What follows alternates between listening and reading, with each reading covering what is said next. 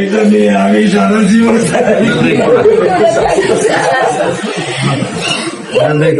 আমি কি করে সারা জীবনে দৃশ্য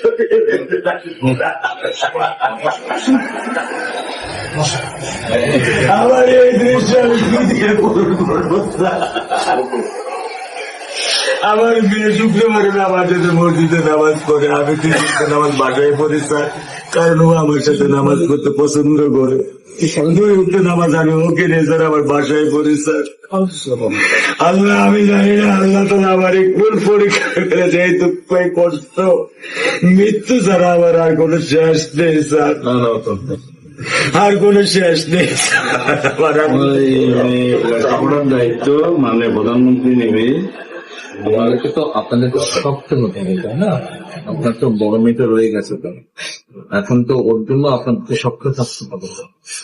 স্যার সত্য কথা, আমি যখন ওকে ভ্যানে পাঠাই আমি খুব বল পাই। আমি কালকেও বলে দিছি যে আমি আর ভ্যানে দিব না, তুমি প্রতিদিন ওকে রিক্সায় নিয়ে যাবো, রিক্সায় করে নিয়ে আসবো। আমি ক্লান্ত স্যার, 10 বছর বয়স থেকে স্যার অবহেলা পেতে পেতে পেতে পেতে স্যার আমি আর নিতে পারতেছি না স্যার। আপনাদেরকে বলার জন্য আজকে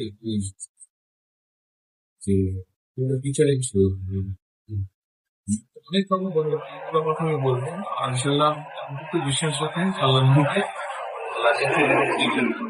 এছাড়া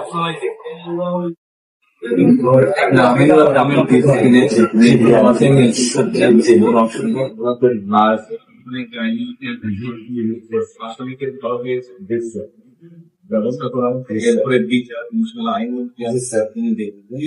উনিও কোন আমিও কোন যে আমরা জানি কোন সন্তানের কষ্ট আমরা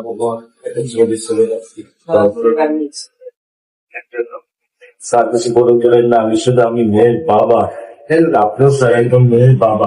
শুধু একটা দৃশ্য আপনাকে